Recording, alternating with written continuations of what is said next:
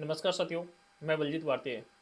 साथियों, जैसा कि आपको पता है, पढ़ोन ऐप पर कंटिन्यू स्कॉलरशिप टेस्ट कराए जा रहे हैं, जिन्हें आप कंटिन्यू दे भी रहे हैं। साथियों, आपको जैसे दिन में जो टेस्ट आते हैं ना, वो होते हैं प्रैक्टिस सेट।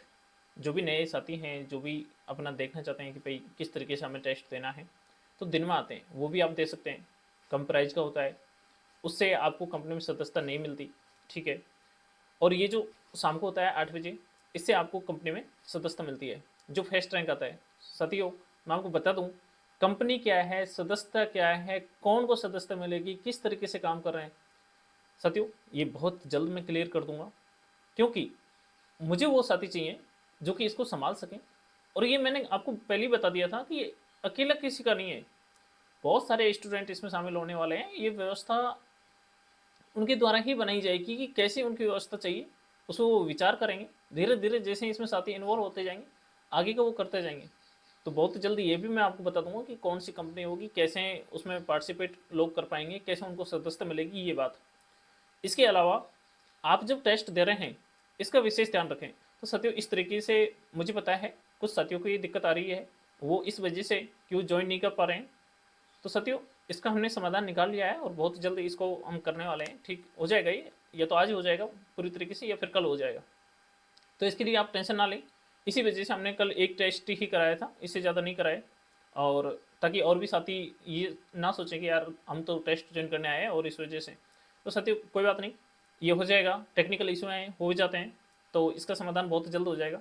इसके साथ ही मैं आपको बता दूं कि आप जब टेस्ट दे रहे हैं, तो प्लीज़ ध्यान दें कि आपके पॉइंट बनाने का मैक्सिमम रेशो क्या चल रहा है। कुछ साथी तो देते नहीं है, जैसे टेस्ट ज्वाइन कर लिया और वो देखते हैं कि यार टाइम होगा और हम जब ज्वाइन करेंगे, नोटिफिकेशन आता है 10 मिनट पहले आता है, फिर भी बहुत से साथी बोल जाते हैं कि यार टाइम पे या तो कुछ काम में बिजी होते हैं तो ज्वाइन नहीं कर पाते या। तो साथियों, आपको पता है कि करेक्ट परसेंट कब आता है और कौन सा नंबर आता है।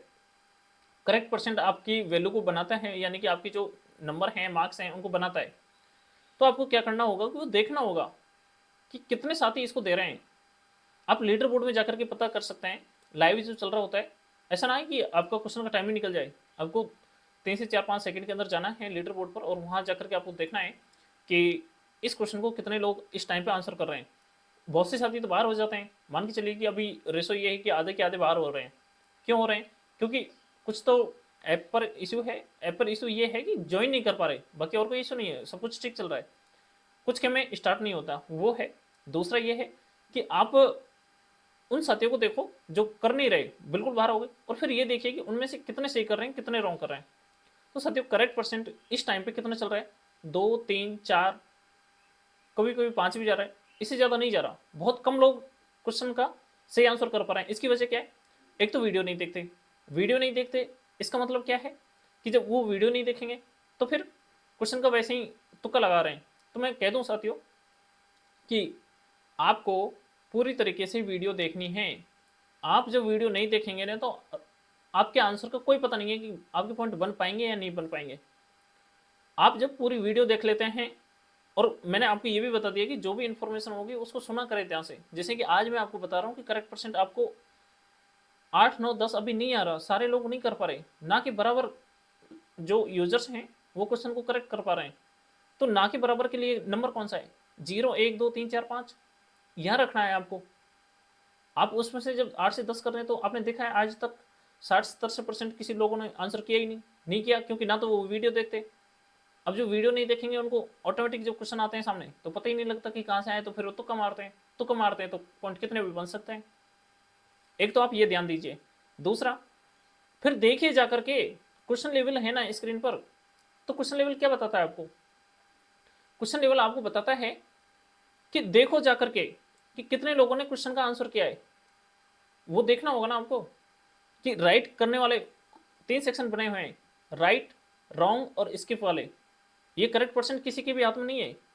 जितने भी यूजर्स दे रहे हैं, जहां तक कि मैं, यदि मैं भी टेस्ट दूं, तो मुझे नहीं पता कि इस क्वेश्चन को कितने लोग सही करेंगे। साथियों, एक अनुमान होता है कि चलो ठीक है यार, क्वेश्चन का लेवल ये है, अब कितने उसको सही कर रहे हैं, कितने रॉन्ग कर रहे हैं। है तो सारी व्यवस्था अपने लिए। क्यों बनाई है ये व्यवस्था? ये बनाई है व्यवस्था ताकि कमजोर बच्चा, पढ़ने में उसका इंटरेस्ट नहीं है पर बाकी क्षेत्रों में वो कुछ कर सकता है, वो भी आए, वो भी कंपनी का सदस्य बने, और जब वो सदस्य बन जाएगा तो सदस्य बन करके वो कैसे अपना जो टैलेंट है उसको आगे लेके जा सकता है, ये व्यवस्था है, इसके लिए रखा है। तो वो सभी के लिए है, पढ़ने वाले बच्चे के लिए भी, ना पढ़ने वाले के लिए भी। तो वो व्यवस्था जो बनाई है उसका आप कैसे देखिए, आप क्वेश्चन लेवल है, क्वेश्चन लेवल में आप जाकर के देखते हैं करेक्ट, रॉन्ग और स्किप 3 सेक्शन है। तो वहां जाकर के आप चेक करिए ना एक बार कि राइट किन किन लोगों ने किया है। क्या मैंने राइट किया था, मेरा नाम इसमें है या नहीं? मैंने रॉन्ग किया था, क्या मेरा रॉन्ग में नाम है या नहीं? मेरा कौन सा सेक्शन मारा है इस क्वेश्चन में? तो साथियों, पूरी प्राइवेसी का ध्यान रखा गया है।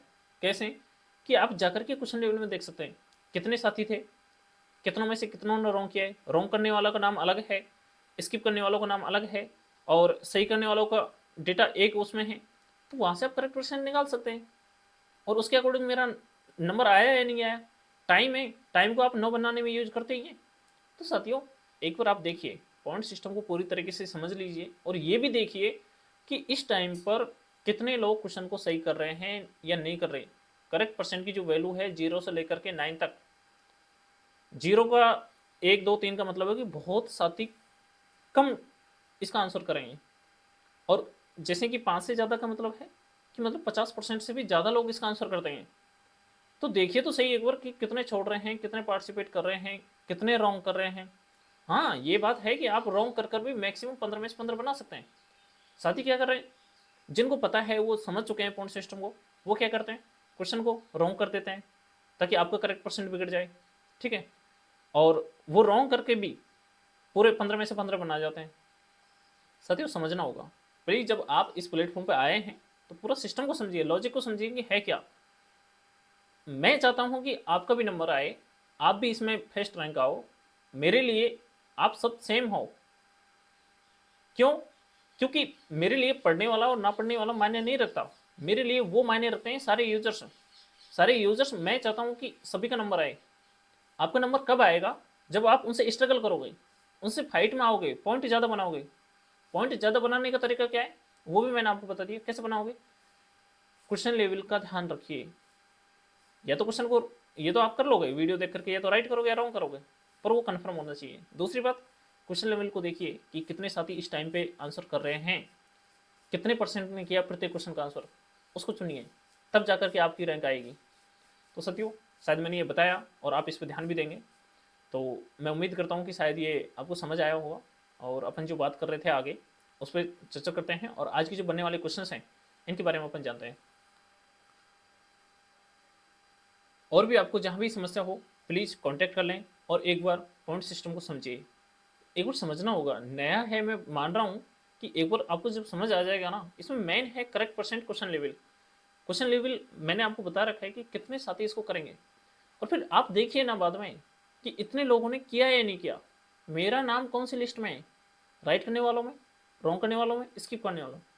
तो एक बार आप देखोगे ना, तो आपके सारे समाधान मिल जाएंगे, और बच्चे, आपका भी नंबर आएगा, बदलते हुए आएंगे फर्स्ट रैंक पर, कि आज ये साथी आया, अगले दिन दूसरा आया। तो उसका लॉजिक यही है कि प्लीज़ एक बार आप समझो। हाँ, क्वेश्चन को आप रॉन्ग कर सकते हो, कर सकते हैं, पर उसके लिए ज़रूरी है वीडियो पूरा देखें, स्किप ना करें। जब आप स्किप कर दोगे ना, तो शायद वो आपको जो जानकारी मिल रही होती है ना, उसको आप छोड़ चुके होते हैं। वीडियो के स्टार्टिंग में मैं जो जानकारी देता हूँ उसको आप सुनते कहाँ हो, और फिर आ जाते हो पॉइंट बनाने, तो फिर पॉइंट बनेंगे कैसे आपके। तो साथियों, प्लीज़ पॉइंट सिस्टम को समझें, और जो भी जो जानकारी दी जाती है उसको पूरा सुनें। तो साथियों, आज जो बनने वाले जो क्वेश्चन हैं उन पर अपन चर्चा करते हैं, देखते हैं। अपने संविधान सभा के बारे में बात की थी, उद्देश्य प्रस्ताव है उसके बारे में बात की थी। उद्देश्य प्रस्ताव क्या था कि भाई हमारा संविधान कैसा होगा। तो साथियों, यहाँ से अपन देखते हैं कि जो संविधान सभा थी, ठीक है, उद्देश्य प्रस्ताव पेश कर दिया, तो फिर जरूरत थी कि संविधान सभा, अब इतनी जब बात हो गई है, संविधान सभा का निर्वाचन हो गया है, तो संविधान सभा अपना कार्य करे। कार्य क्या करे कि संविधान का निर्माण करना शुरू करे, कि भाई अब संविधान बनाना है, पूरी तरीके से संविधान सभा अपने कार्य को संभालेगी। तो यहाँ से अपन देखते हैं, जैसे कि साथियों, भारतीय स्वतंत्रता अधिनियम, भारतीय स्वतंत्रता अधिनियम क्या है। साथियों, आपको मैं थोड़ा सा बताऊंगा कि ब्रिटिश सरकार ने अधिनियम वहाँ से आते थे, ब्रिटिश सरकार के जो यहाँ पे कानून जब उनके चल रहे थे, कानून यानी कि उनके जो नियम थे, जिस तरीके से यहाँ पे वो प्रशासन का संचालन कर रहे थे, तो तो ब्रिटिश सरकार से उनको अधिनियम आते थे अपने यहाँ भारत में। तो जो अधिनियम आते थे तो उनके तहत की जो व्यवस्था थी कि भाई किस तरीके से यहाँ व्यवस्था चलेगी, कैसे कानून होंगे, तो सब डिसाइड वहाँ से होते थे। फिर एक अपने ये जो है भारतीय स्वतंत्रता अधिनियम, भारतीय स्वतंत्रता अधिनियम से मतलब है कि ब्रिटिश का जो अधिनियम आया, ब्रिटिश सरकार का वहाँ से अधिनियम आया, वो ये था कि भारत स्वतंत्र होगा और ये अपनी व्यवस्था खुद बना रहा होगा। इसके तहत संविधान सभा को पावर दी गई कि भैया ना, आज तक हमने जो शासन किया है, चलो ठीक है किया है, हमारे जो नियम थे हमने हमारे नियमों के अकॉर्डिंग किए, पर हम ब्रिटिश सरकार आपको अब ये व्यवस्था आपको सौंप रहे हैं। कैसे?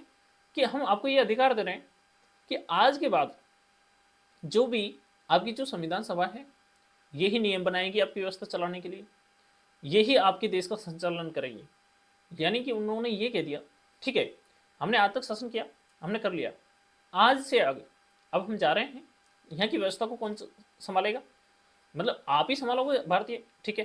तो ये जो आपकी संविधान सभा है ना, भाई कोई तो होगा जो नियम बनाएगा, ऐसे थोड़ी है ना कि सारे लोग मिलकर के नियम बनाने पहुंच जाएंगे, और हर कोई बना भी नहीं सकता, व्यवस्था कैसे होगी? उसमें वो लोग जागरूक थे, जो जागरूक थे वो संविधान सभा में थे, और जो संविधान सभा में हैं तो उनको पावर मिलनी थी कि भाई हाँ आप ये नियम बना दीजिए, नियम का मतलब है संविधान बना दीजिए। तो साथियों, भारतीय स्वतंत्रता अधिनियम आया और उसने पूरी तरीके से संविधान सभा को पावर दी कि भाई हम जा रहे हैं, आप संभालिए, आप अपना नियम बनाइए और अपनी व्यवस्था को संभालिए। कौन सी पावर दी, कैसे व्यवस्था संभालनी थी, किस तरीके से संविधान सभा ने कार्य किया, इसके बारे में अपन आगे बात करेंगे और जानेंगे। अपन देखते हैं इसमें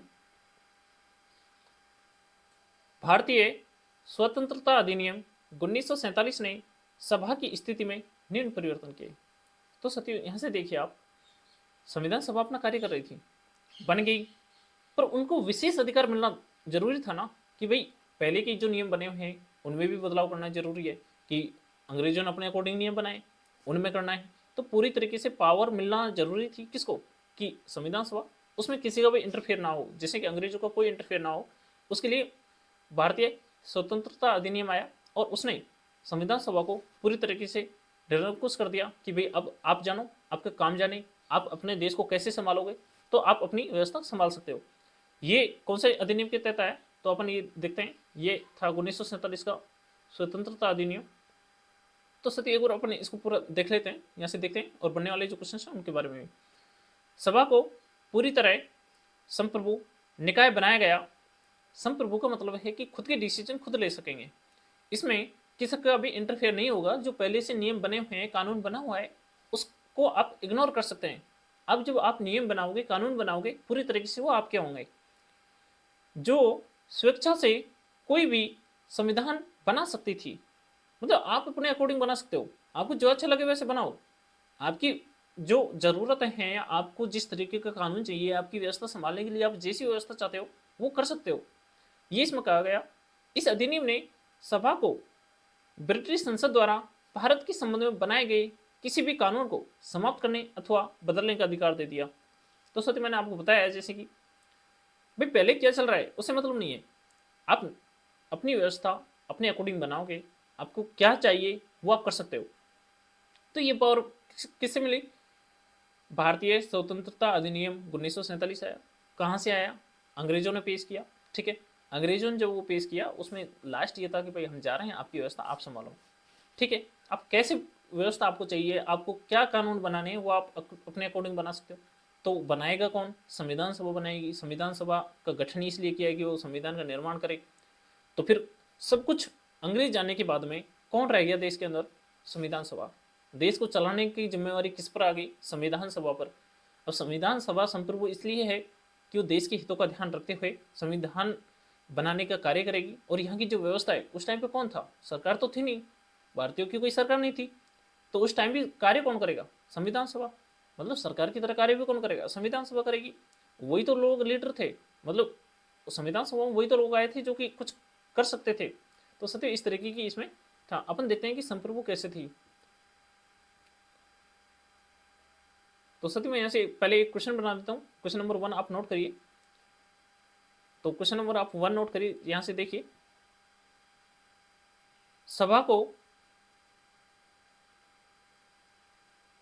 संविधान सभा को कौन से अधिनियम से संप्रभु बनाया गया? संविधान सभा को कौन से अधिनियम से संप्रभु बनाया गया?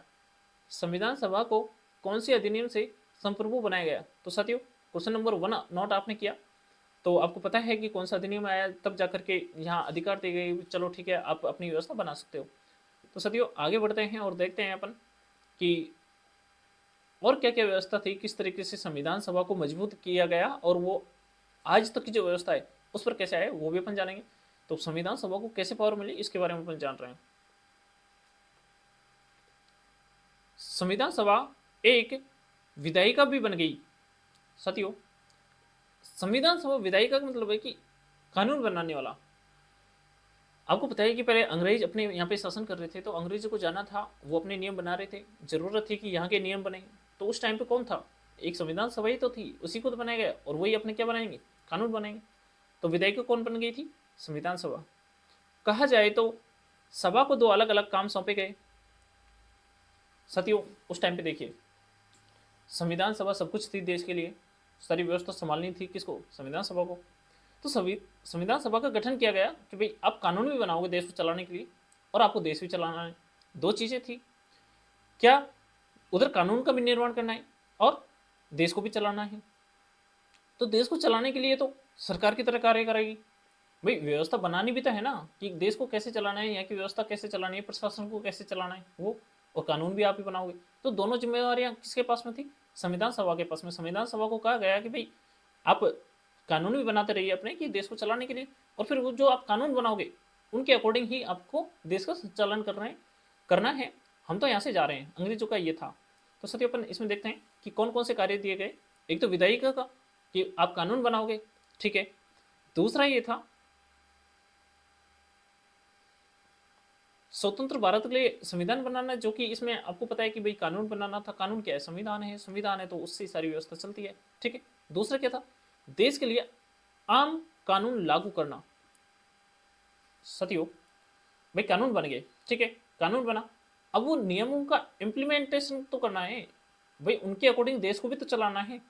अब जब देश को चलाएंगे, ठीक है, देश को कैसे चलेगा? कानून बनाएंगे, कानून के अकॉर्डिंग देश चलेगा। कानून कौन बना रहा है? संविधान सभा। अब जब वो नियम बन गए, उनके अकॉर्डिंग देश को संचालन करना है, तो उससे संचालन भी कौन करेगा?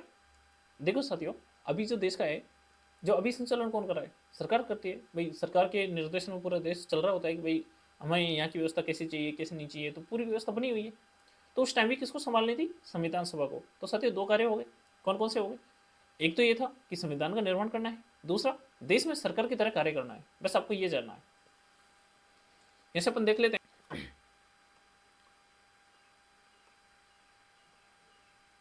और अपन देख लेते हैं, आगे बढ़ते हैं। जैसे कि इन दोनों कार्यों को अलग अलग दिन करना था।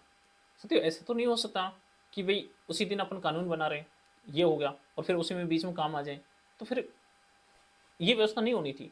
क्या था कि भाई आप एक दिन तो भाई आपको कौन सा भारत चाहिए और कौन से आपको कानून चाहिए, उन पर चर्चा कर लीजिए। अब जो आपने उन पर चर्चा कर ली है, जैसे कि तो उनका इम्प्लीमेंटेशन कैसे होना है, देश की व्यवस्था कैसे चलानी है, कितना बजट पेश करना है, कितने आपको यहाँ की जो आवश्यकताएं हैं उन पर ध्यान देना है, सरकार का कार्य कैसे करना है, तो वो दूसरे दिन आप कर लीजिए। तो इस तरीके की दिन डिसाइड किए गए कि भाई एक दिन तो आप क्या करोगे, भाई कानून बना लीजिए, और एक दिन आप जब कानून बना रहे हो तो एक दिन आप देश को चलाने की जो व्यवस्था है उस पर भी ध्यान दीजिए। इस प्रकार संविधान सभा स्वतंत्र भारत की पहली संसद बनी। संसद से मतलब है कि व्यवस्था चलाने वाला। व्यवस्था चलाने वाले का मतलब है कि देश की जो व्यवस्था है ना उसको संभालना था। तो संसद क्या करती है? संसद का कार्य क्या है? संसद भी तो यही करती है, भाई कानून बनाती है। कानून संविधान सभा बना रही थी, ठीक है। और फिर उनका इम्प्लीमेंटेशन भी कौन करता है? वहां से वो लागू होते हैं, अधिनियम के तहत जो लागू होते हैं नियम, तो उनके अनुसार क्या देश चल रहा होता है। तो सत्य ये व्यवस्था थी, तो संसद भी यही है। तो सबसे पहले संसद की तरफ व्यवस्था किसने संभाली? संविधान सभा ने। तो सत्य यहाँ से वो क्वेश्चन नंबर सेकंड बना देता हूँ। तो क्वेश्चन नंबर सेकंड आप नोट करिए। जैसे कि इसमें आप देखिए, यहाँ पे बताया गया है कि संविधान सभाएं ना स्वतंत्र भारत की पहली क्या बन गई थी? संसद बन गई थी। तो साथियों यहाँ से क्वेश्चन नंबर सेकंड आप नोट करिए। स्वतंत्र भारत की पहली संसद बनी, स्वतंत्र भारत की पहली संसद बनी। तो इसका आंसर आपको बताना है कि पहली संसद कौन बनी? क्या कोई रियासतें बनी थी क्या? या फिर कोई ब्रिटिश जो सरकार की थी वो आकर के बनी थी। तो साथियों इस तरीके के आप देख सकते हैं कि मतलब पहली जो संसदीय व्यवस्था थी वो किसने संभाली थी यहाँ की, भारत की, जब आज़ाद हुए थे। तो साथियों क्वेश्चन नंबर सेकंड आपने नोट कर लिया। अपन आगे बढ़ते हैं और देखते हैं यहाँ से, जब भी सभा की बैठक संविधान सभा के रूप में होती थी, दो कार्य थे, 2 दिन अलग अलग करने थे। एक दिन तो कानून बनाना, दूसरे दिन इम्प्लीमेंटेशन करना उन कानून का। तो साथियों यहाँ पे अपन देखें, इसकी अध्यक्षता डॉक्टर राजेंद्र प्रसाद करते। जब संविधान सभा कानून बनाने का जो कार्य कर रही थी तो उसकी अध्यक्षता कौन करते थे? डॉक्टर राजेंद्र प्रसाद। साथियों अध्यक्ष कौन होता है? अध्यक्ष होता है उस व्यवस्था को जिसके निर्देशन में चलाई जाए, जितने भी सदस्य हैं उनकी व्यवस्था को बनाए रखे, किस तरीके से नियम बनाने हैं नहीं बनाने, कोई सदस्य किस तरीके से उन नियमों को उल्लंघन कर रहा है तो उसको रोकना। तो पूरी तरीके से अध्यक्षता किसको दी गई थी? डॉक्टर राजेंद्र प्रसाद को। और साथियों जब बैठक बतौर विधायिका होती तब इसकी अध्यक्षता जीवी मालवंकर करते थे। विधायिका का मतलब है कि जब देश की व्यवस्था को संसद की तरह, भाई जिस तरीके से संसद भाई देश के लिए क्या करना है क्या नहीं करना, देश की व्यवस्था अब देश में क्या हो रहा है उन नियमों को लागू करना, इस तरीके की जो व्यवस्था करनी थी उस पर चर्चा करनी थी कि भाई देश की क्या हालत है, किस तरीके से देश को संभालना है, उसके लिए कार्य कौन करता था? जब अध्यक्षता संविधान सभा करती थी ये तो अपन को पता है। जब उसकी अध्यक्षता करनी होती थी तो कौन करते थे? जीवी मालवंकर। जीवी मालवंकर। सभी 2 सदस्य हो गए और 2 अलग दिन थे। एक दिन तो क्या करेगी संविधान सभा? संविधान का निर्माण करेगी, ठीक है। दूसरे दिन क्या करेगी? उसके अकॉर्डिंग देश को संभालेगी, जो नियम बन गए, जो बनाए हैं या फिर जिस तरीके से नियम बनाने हैं देश को चलाना है उसके अकॉर्डिंग। तो सतियों यहाँ से उस दिन कौन था? जीवी मालवंकर। तो सतियों मैं यहाँ से क्वेश्चन नंबर 3 बना देता हूँ और क्वेश्चन नंबर 3 आप नोट करिए। जैसे कि यहाँ से मैं बना, सभा की विधायिका के रूप में अध्यक्षता कौन करते थे? संविधान सभा की विधायिका के रूप में अध्यक्षता कौन करते थे? तो साथियों यहाँ से आपको ये बताना है कि विधायिका के रूप में उस टाइम पे जब व्यवस्था चलती थी तो उसकी अध्यक्षता कौन करते थे। तो साथियों क्वेश्चन नंबर 3 हो गया। इसी तरीके से अपन आगे देख लेते हैं। यहाँ से साथियों मैं आपको बताऊं कि संविधान सभा देश को चलाने के लिए सब कुछ कौन था? संविधान सभा। पूरे देश को चलाने की जिम्मेवारी किसके पास में थी? संविधान सभा के पास में। जो संविधान सभा के पास में जब पावर आई तो फिर नियम भी बनाने थे, नियम के अकॉर्डिंग देश चलेगा। ऐसा नहीं है कि वैसे ही राजतंत्र है कि भाई कह दिया संविधान सभा ने कह दिया वैसा होगा, नहीं। पब्लिक को ये भी ध्यान में रखना है कि भाई संविधान का निर्माण करना है और नियम बनाने हैं, उन नियम के अकॉर्डिंग उन नियमों को कोई उल्लंघन नहीं करेगा और उल्लंघन किया तो उसकी क्या सजा होगी, पूरा नियम बनाने थे। दूसरा व्यवस्था भी संभालनी थी। भाई संभालेगा कौन? इतने बड़ा जो देश है इसको संभालेगा कौन? संविधान सभा। तो दोनों कार्य किसके पास में थे? संविधान सभा के पास में। और भी कार्य करने थे, ऐसा तो कोई था नहीं कि भाई उस टाइम पे बनी हुई सरकार थी। जैसे कि कौन कौन से कार्य करने थे वो भी अपन चर्चा करते हैं कि कौन कौन से कार्य संविधान सभा को करने थे। तो अपन यहाँ से देखते हैं जैसे कि इसने मई 1949 में, कब? मई 1949 में राष्ट्रमंडल में भारत की सदस्यता का सत्यापन किया। साथियों राष्ट्रमंडल क्या है इसके बारे में थोड़ी सी चर्चा करेंगे। राष्ट्रमंडल है देशों का एक समूह। देशों का समूह क्या है?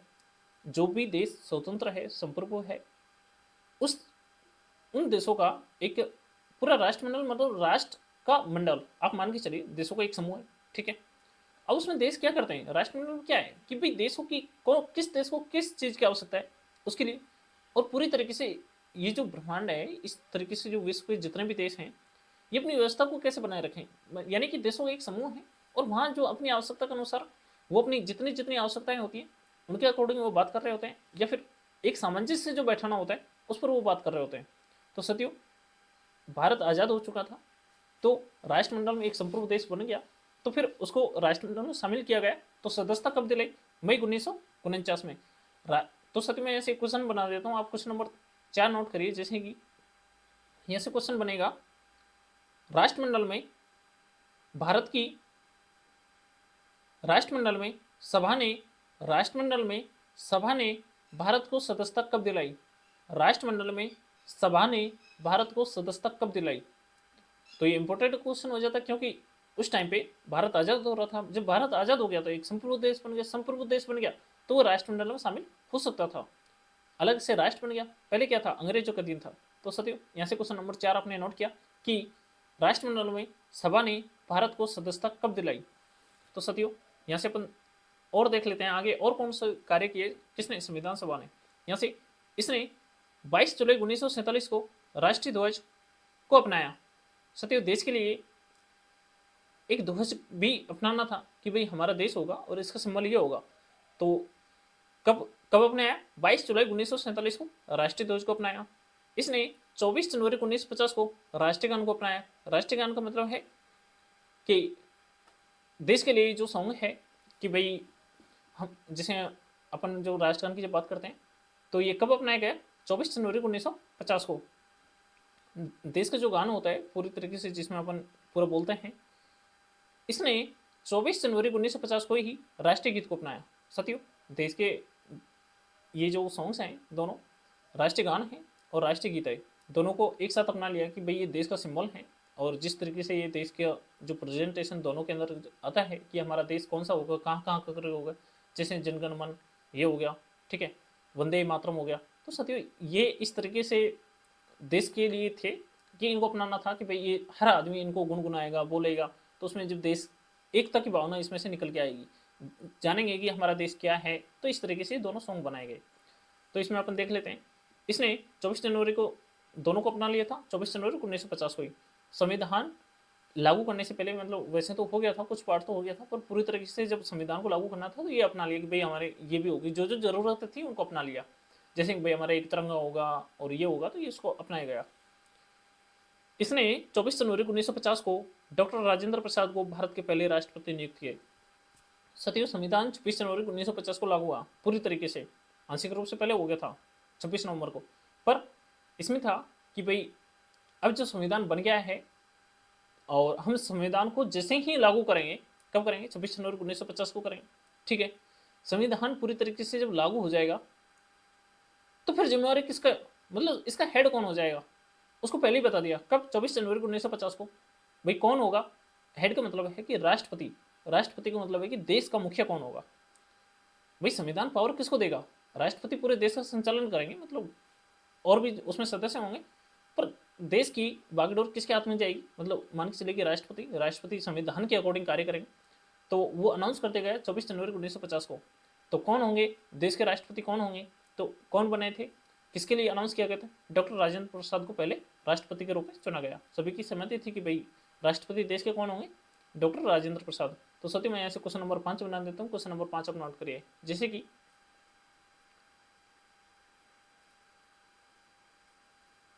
भारत के सभा ने भारत के पहले राष्ट्रपति किसे बनाया? तो सती यहाँ से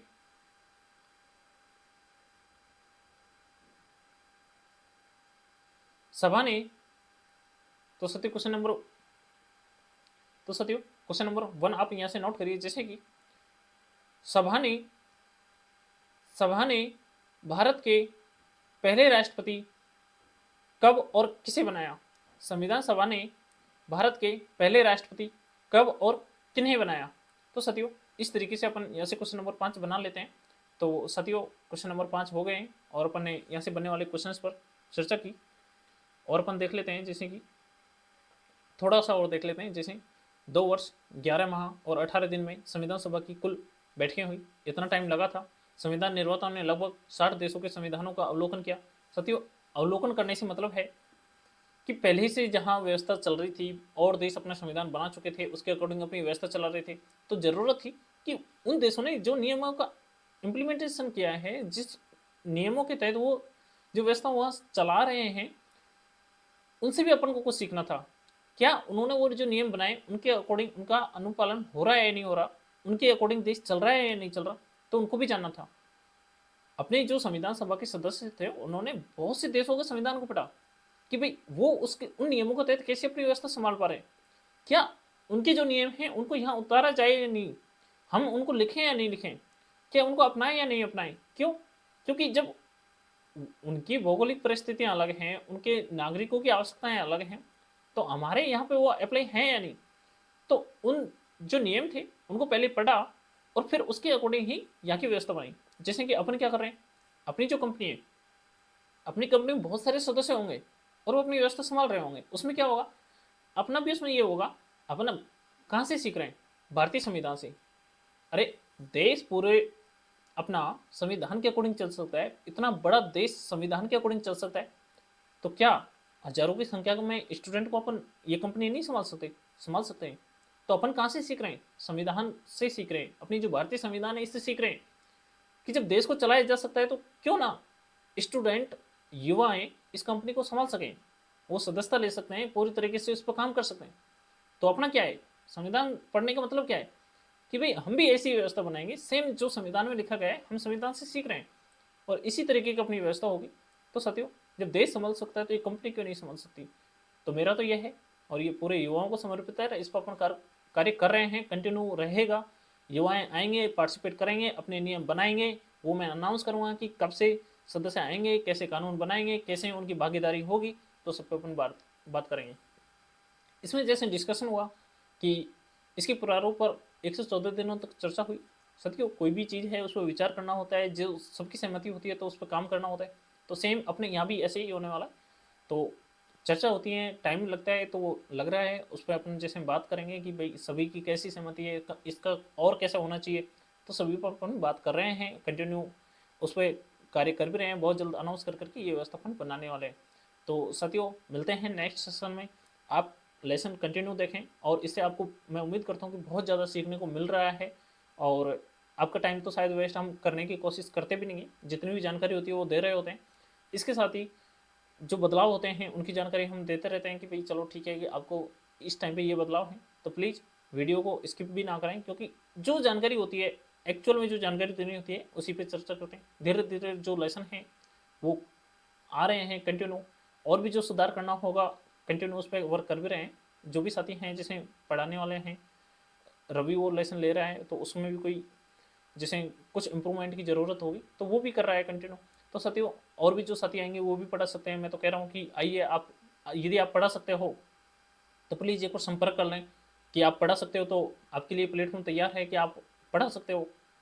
तो साथियों, जैसे जैसे आपको कोई और डाउट हो तो प्लीज़ कॉल कर लो, या फिर व्हाट्सएप पे आप मैसेज कर दो, या फिर कमेंट में आप बता दो कि भाई हमें ये प्रॉब्लम है।